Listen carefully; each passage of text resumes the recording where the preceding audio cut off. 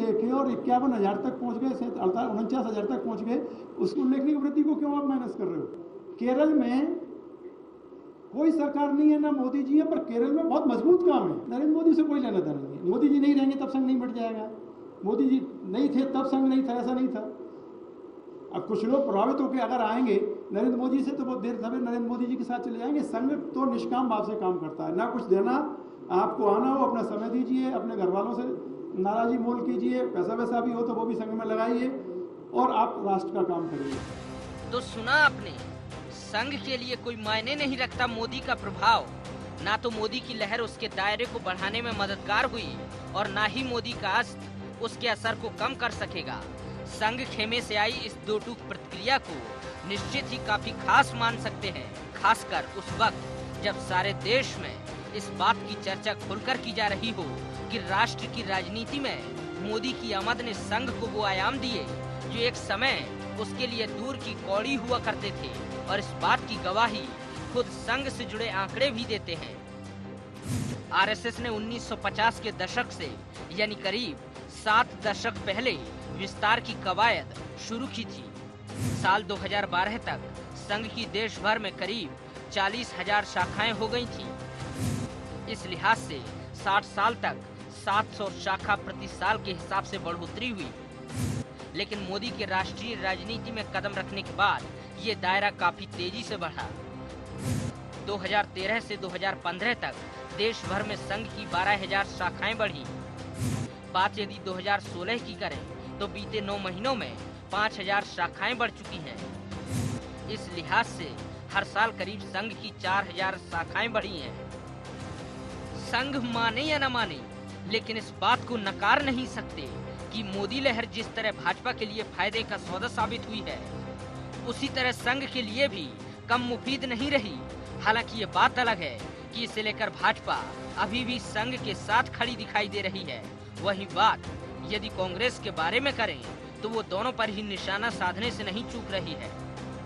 सरकार बनने या ना बनने से नहीं, संघ के जो अपने गतिविधियां हैं, अपने कार्यक्रम हैं, जो विचारधारा है, मुझे लगता है कि निश्चित रूप से उनका विस्तार है, उनका फैलाव है और उसी के कारण शाखाएं बढ़ रही हैं। संगठन की या किसी चीज़ की बात आती है और जब उनके पास सत्ता पहुंच जाती है तो उसकी तरफ लोगों का झुकाव होता है। निश्चित रूप से उसमें संख्या बढ़ती है और जब केंद्र में और राज्यों में सरकार होती है तो उसका प्रभाव और बढ़ना लगता है। और आरएसएस में निश्चित रूप से लोग शामिल हुए होंगे और बड़े होंगे और उसका कारण यही है कि केंद्र की सत्ता, राज्य की सत्ता। यकीनन मोदी जहाँ भी हैं, संघ के रास्ते पर चलकर पहुँचे हैं। और सही ये भी है, मौजूदा वक्त में मोदी का वजूद संघ के मुकाबले काफी बड़ा हो गया है और इस बात को लेकर संघ और मोदी में टकराव की स्थिति एक अलग ही तरह के समीकरणों को अस्तित्व में लाती दिखाई दे रही है, जिसमें एक दूसरे के पूरक माने जाने वाले दो ध्रुव एक दूसरे के सामने आकर खड़े हो गए हैं।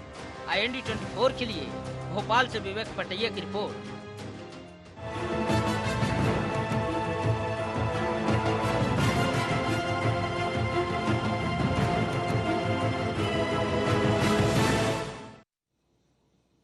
नमस्कार, IND एजेंडा में आपका स्वागत है। मैं हूं आपके साथ नवीन पुरोहित। चर्चा को विस्तार दें उसके पहले IND एजेंडा के मुख्य बिंदुओं पर एक निगाह डालते हैं। क्या वाकई मोदी के प्रभाव के कारण संघ का दायरा बढ़ा है?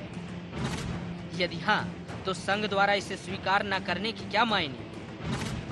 क्या मोदी के बढ़ते वजूद को स्वीकार नहीं कर पा रहा है संघ? क्या संघ और मोदी में टकराव भाजपा के लिए मुसीबत बन जाएगा?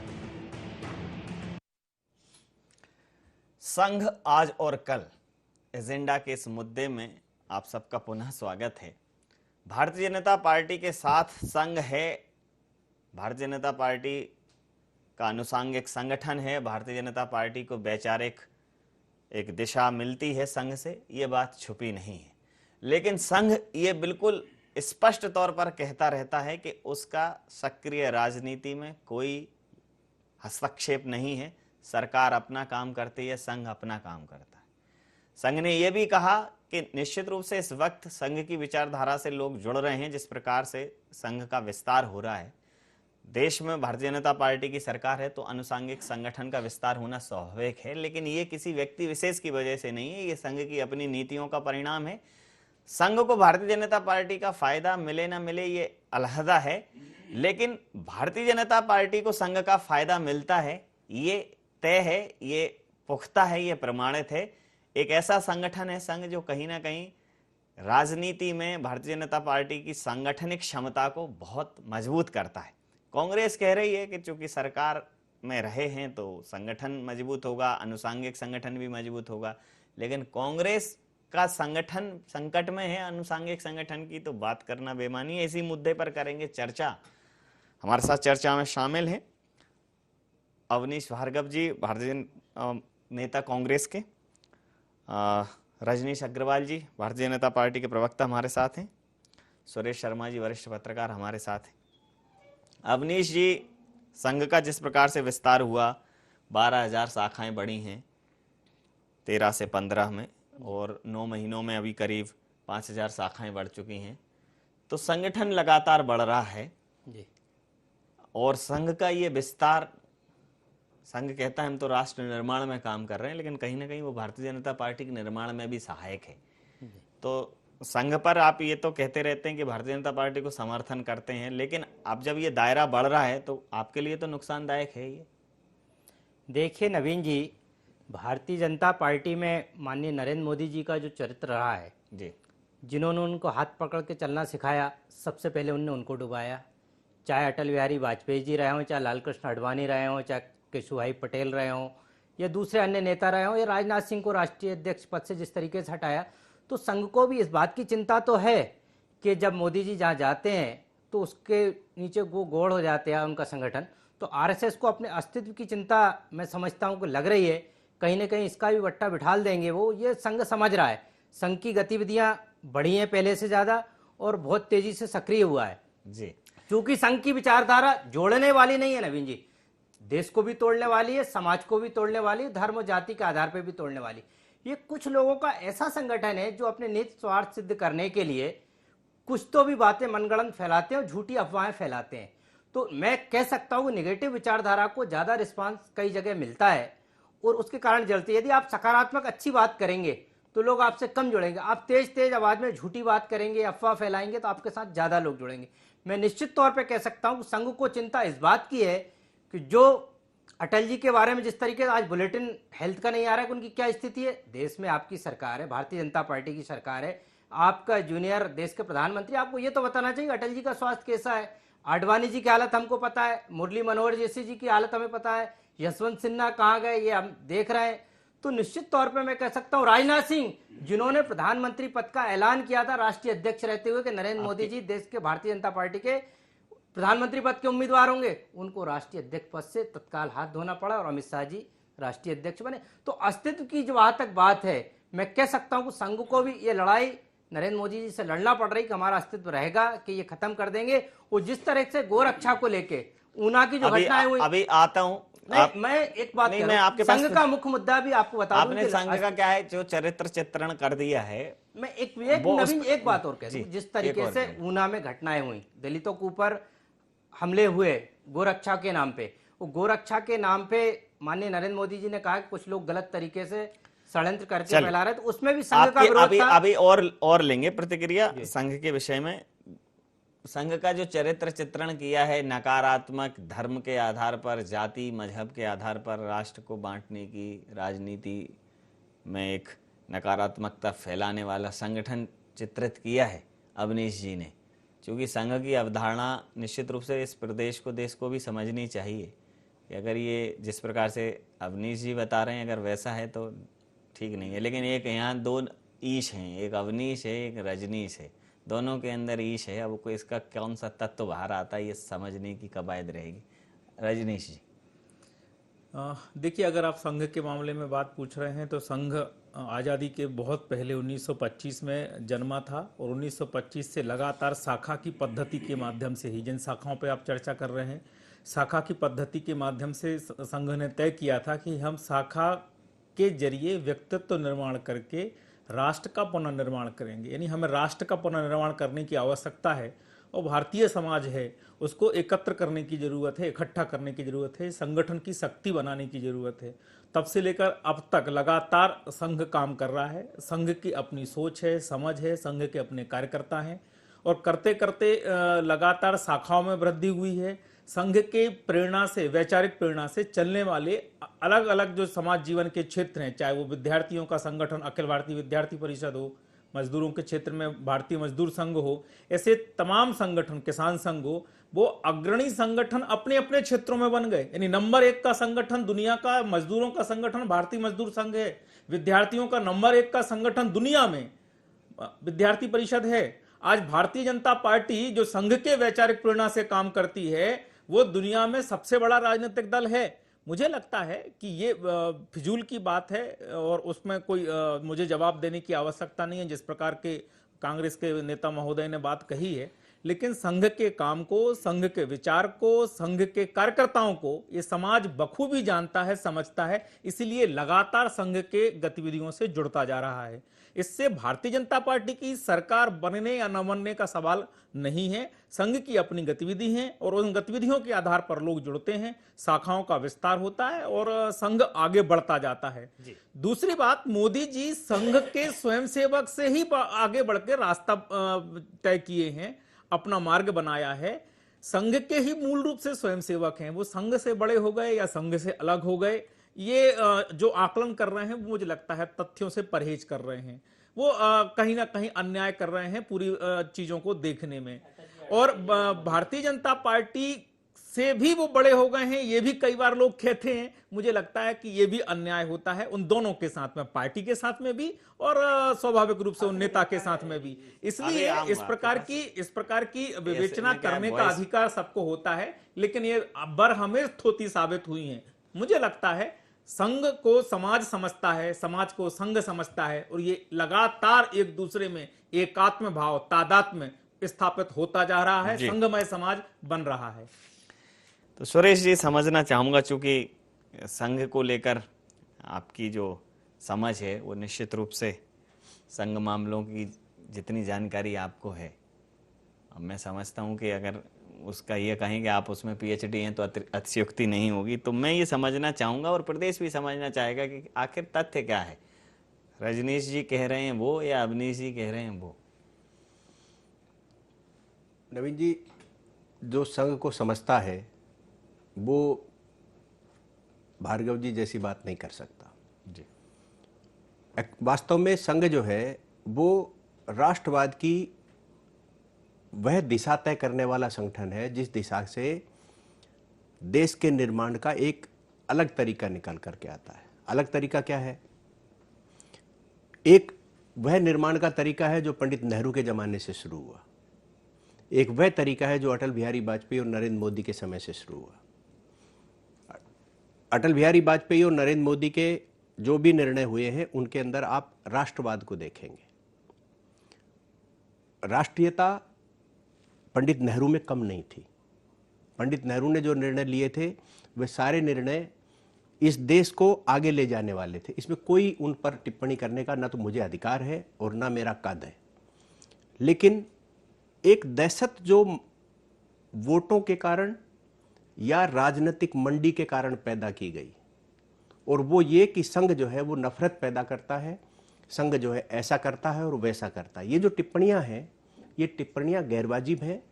और जो संघ को नजदीक से देख लेगा, मैं ये कह रहा हूं कि जो संघ की आलोचना करते हैं उनको भी जाकर के एक बार संघ को देखना चाहिए।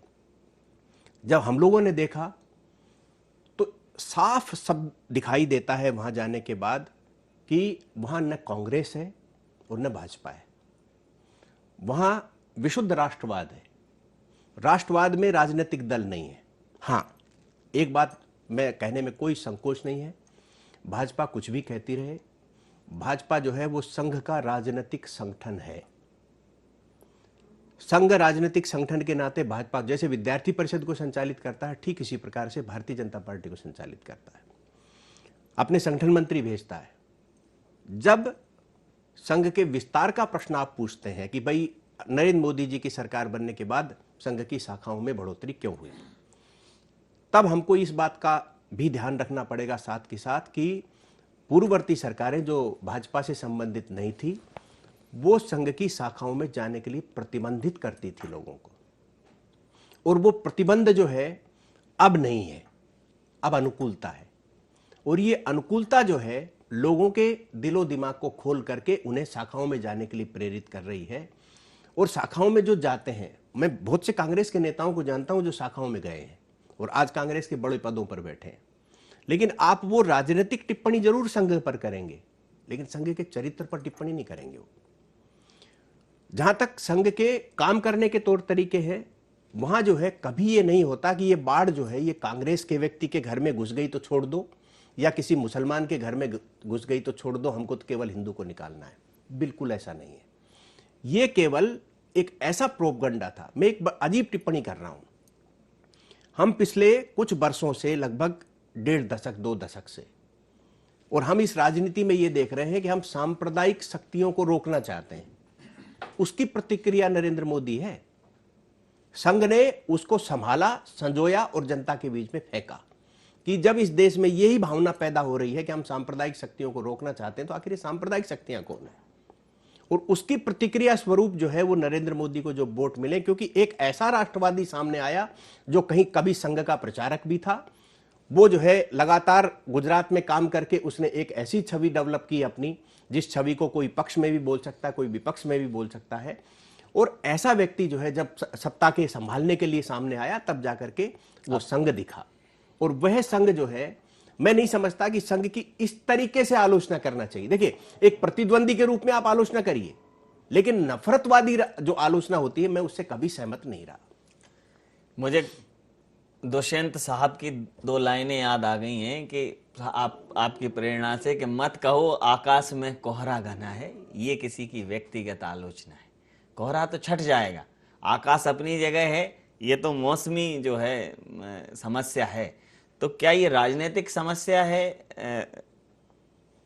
आपसे पूछना चाहूंगा मैं अवनीश जी कि ये एक राजनीतिक प्रतिक्रिया भर है कि किसी भी तरह से एक अनुसांगिक और मजबूत संगठन को इस प्रकार से दागदार कर दो, इस प्रकार से उसको विदीर्ण कर दो कि इस देश के जनमानस में ये बैठ जाए कि संघ माने खाई, संघ माने बांटने वाला, संघ माने लड़ाने वाला। ये एक राजनीतिक प्रतिक्रिया है, राजनीतिक द्वेष है। और अगर संघ खराब है, संघ ठीक नहीं है, संघ का चरित्र ठीक नहीं है, तो सिर्फ ये कहने भर से कि ये ठीक नहीं है, तो जो ठीक था वो क्यों लुप्त हो रहा है, वो विलुप्त प्राय उसमें आ गया है। जैसे आपका सेवा दल ठीक था, तो आज अगर सेवा दल विलुप्त प्राय प्रजातियों में देखा जाए, जैसे सिंहों के कुछ 100-2-4 हजार शेर बचे हैं, ऐसे सेवा दल की भी संख्या जो है बिल्कुल विलुप्त प्राय स्थिति में आ गई। जबकि आपके लिहाज से उसे अच्छा होना चाहिए था, तो आपके संगठन का भी विस्तार होना चाहिए था। जो ठीक नहीं है वो बढ़ रहा है, जो ठीक है वो सिकुड़ रहा है। ये मैं आपके लिहाज से बात कर रहा हूँ, मेरे लिहाज से तो मैं समझने की कोशिश कर रहा हूँ कि ठीक और ठीक नहीं है वो क्या है। तो आपकी प्रतिक्रिया चाहूंगा। नवीन जी, संघ से भारतीय जनता पार्टी चलती है जी, लेकिन कांग्रेस सेवा दल का अपना एक अलग काम है। उसको सत्ता में रह के भी कांग्रेस पार्टी ने कोई ऐसी सुविधाएं नहीं दी जिस तरीके से आज की डेट में फाइनेंशियली हो या पॉलिटिकल बात हो। अभी एक बात आई कि सर्जिकल स्ट्राइक का श्रेय किसको दें। देश के रक्षा मंत्री ने पहले तो कहा कि नहीं प्रधानमंत्री को दें, अब उन्होंने कहा कि नहीं संघ को देते हैं इसका श्रेय। हम इसका श्रेय जो सर्जिकल स्ट्राइक का वो संघ के नेताओं की प्रेरणा देते हैं। मैं आपसे ये कहना चाहता हूँ इस बात पर भी कभी टिप्पणी लूंगा। आप देश में जिस तरीके की सरकार, आप मेरी प्रार्थना तो सुने, मेरी आपकी बात का जवाब दे रहा हूँ नवीन जी। संघ का विस्तार क्यों हुआ और सेवा दल का संकुचित क्यों हुआ, मैं आपसे बात कर रहा हूँ। कांग्रेस कभी भी राजनीतिक फायदा और राजनीतिक हिसाब से गणित नहीं लगाती।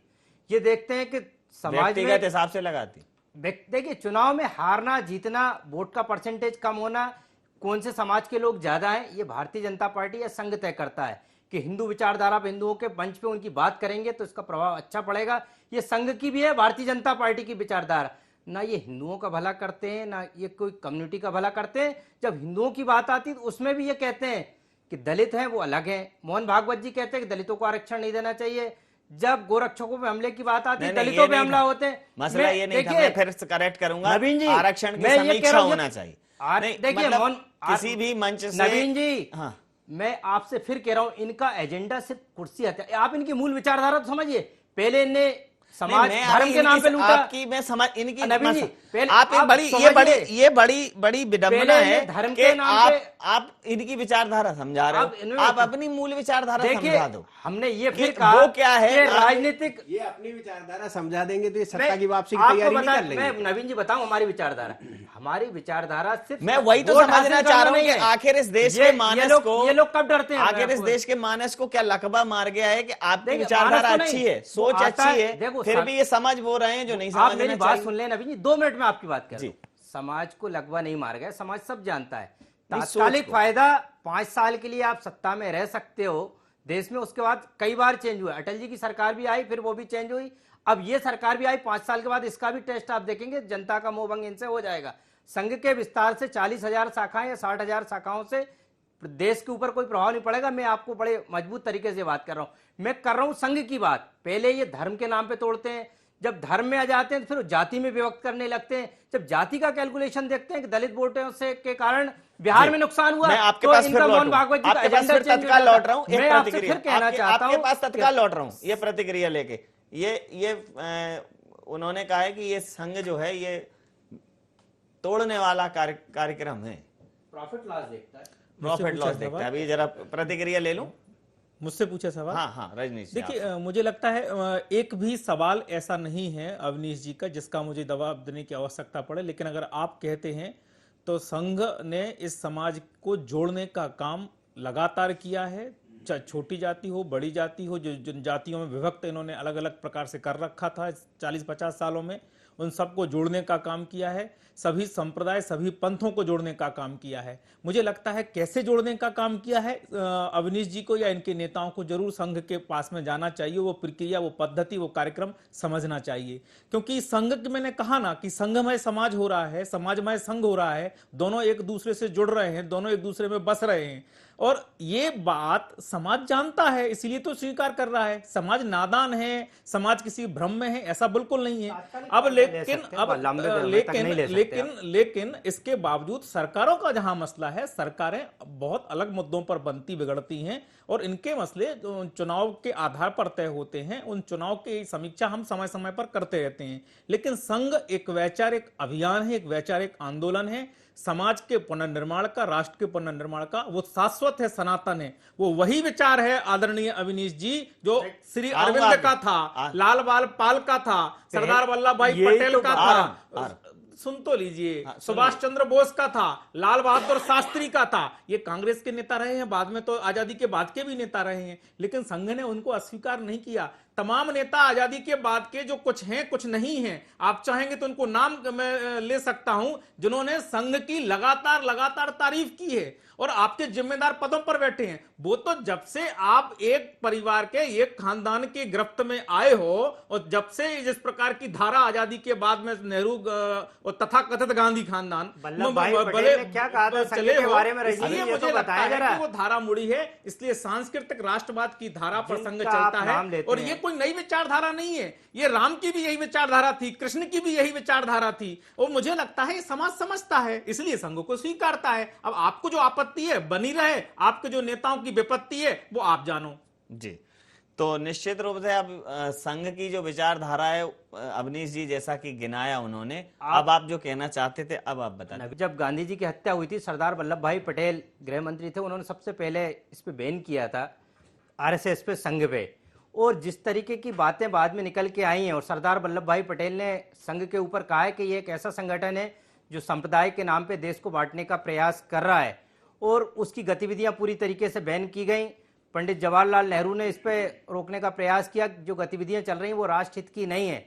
और रजनीश जी का ये कहना कि ये गतिविधियां संघ की राष्ट्रहित की चल रही हैं, मैं नहीं समझता। 60 साल से आपकी सरकार थी, पूर्णतः बैन करते थे, जैसे कई सिमी वगैरह ये बैन हुए हैं, ये प्रूफ लगा के बैन कर। इसमें कभी कभी जब गतिविधियां बढ़ी हैं और इस तरीके की लगी हैं तो इसमें सरकारी कर्मचारियों पे भी रोक लगी। आजकल ये हो रहा है कि सरकारी कर्मचारियों को इन्हें छूट दे दी। उनका प्रमोशन का आधार ये होता है कि आप संघ के बैठकों में, उस शाखाओं में जा रहे हैं कि नहीं जा रहे। पूरे सरकारी अधिकारी कर्मचारियों को संघ का लेखा जोखा सरकार पूछती है। खासतौर से मध्य प्रदेश में तो ये देखने को आ रहा है कि सरकारी जो अधिकारी कर्मचारी वो संघ की शाखाओं में जाने लगे। पहले नहीं जाते, इस पे बैन लगा हुआ था। सरकारी अधिकारी कर्मचारी राजनीतिक दल में वो संघ में नहीं जाते। बात यहाँ प्रमाणित हो जाती है कि अब पहले बैन लगा हुआ था, अब पुश किया जा रहा है कि अब स्वेच्छा छोड़ दिए कि जाना है तो जा सकते हैं।